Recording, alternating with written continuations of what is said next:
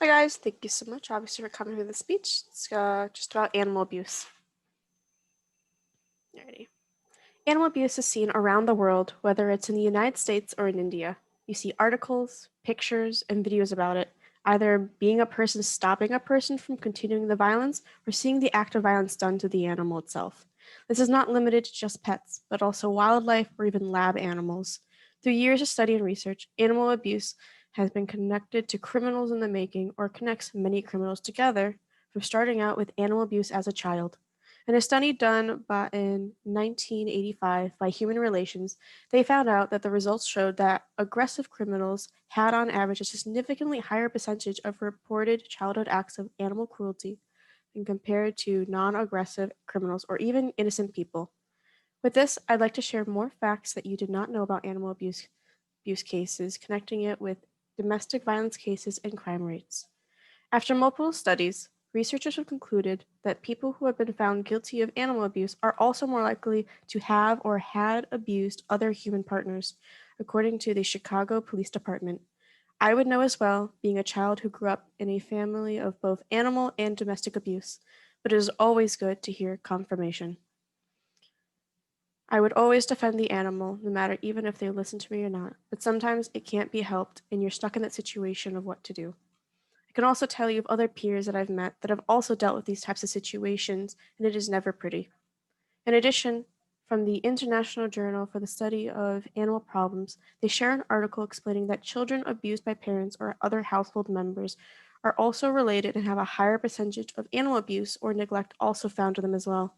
Now, I understand not everybody purposely hunt for this information, as I know many do not like to watch those ASPCA commercials with the sad animals. They're always asking you to donate and help them out. However, I do know that it's important to educate yourself and inform on what is happening around us. And I think it's good, honestly, to have it sit in people's minds.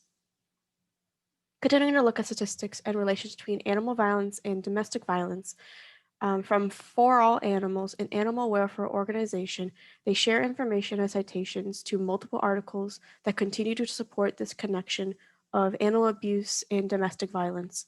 In one of the articles referred to, women at domestic violence shelters were almost 11 times more likely to have a partner that hurt or even killed their pet other than just the women.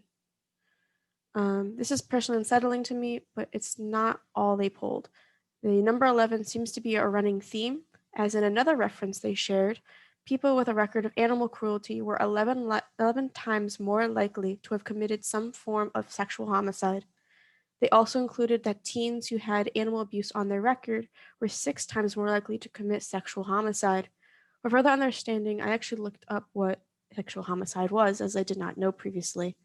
This has been generally explained to be the killing of their partner for some sexual pleasure, and that was definitely the most unsettling information I had to learn about. On the Humane Society of the United States website, it also includes statistics like, did you know that roughly 1 million animals per year die or pass from abuse in some sort of household?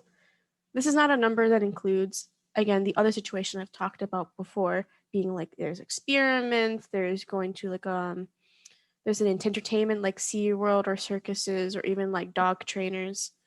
Um, and that's honestly not, I don't even want to think about how many more animals there are.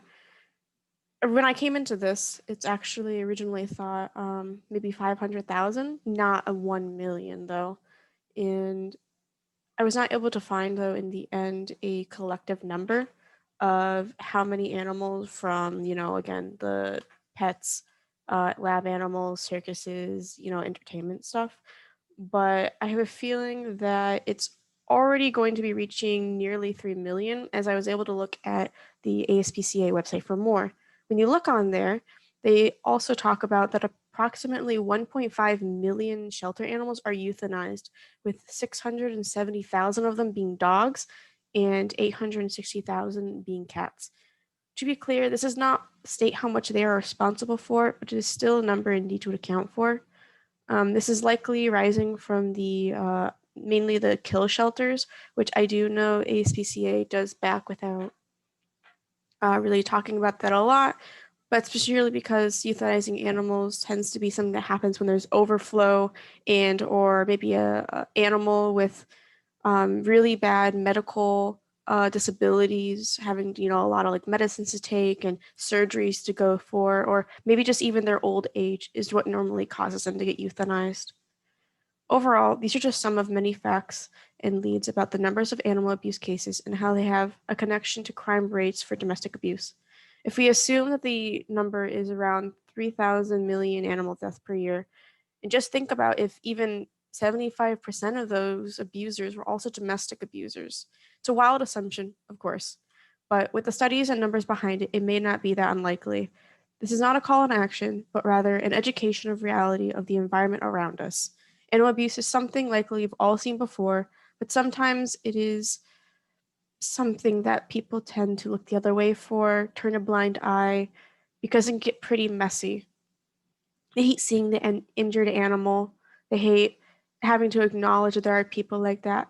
And I understand that completely. But, I think it's still important that we continue to think about it, even during these times of COVID, even if it's our highest priority. Thank you.